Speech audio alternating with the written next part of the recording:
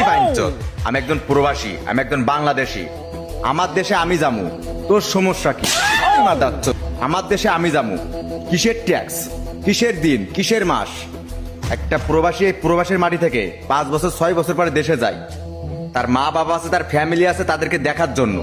এই বাইঞ্চোদ, দিন লাগবো, ট্যাক্স লাগবো, তোমার ট্যাক্স তোমার পুটকির ভিতরে একদম ঠাস করে ঢুকিয়ে দেবো, কুয়ারার বাচ্চা।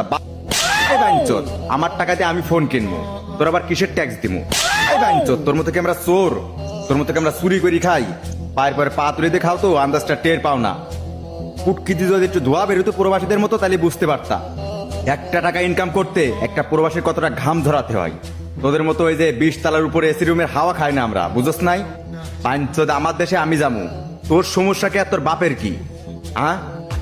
এই বাইঞ্চোদ, প্রবাসীদের টাকা দেশ চালাস, প্রবাসীদের টাকায় তুই চলিস, প্রবাসীদের টাকায় তোর বউ চলে, তোর মেয়ে চলে।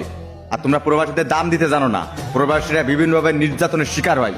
বাংলাদেশের মাটিতে চোর বাটপার ধর্ষকারীর অভাব নাই, তাদের উপরে কোনো নির্যাতন নাই, তাদের কোনো বিচার নাই।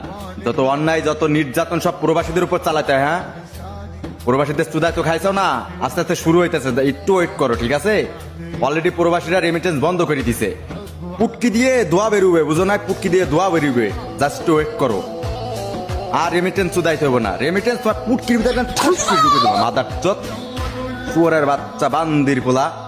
কথা একটাই, তুমি কে আমি কে, প্রবাসী প্রবাসী, অল প্রবাসী ভাইদের উদ্দেশ্যে বলতেছি, এই বাইঞ্চোদ আসিফ নজরুল ইসলাম যত সময় পর্যন্ত পদত্যাগ না করবে, তত সময় পর্যন্ত একটা রেমিটেন্স বাংলাদেশ ব্যাংকে ঢুকবে না। একদম অল শাটডাউন। মনে রাখতে হইব, প্রবাসীরা ওয়ালাইজ ব্র্যান্ড। মারানি পুরা নিকাল যা।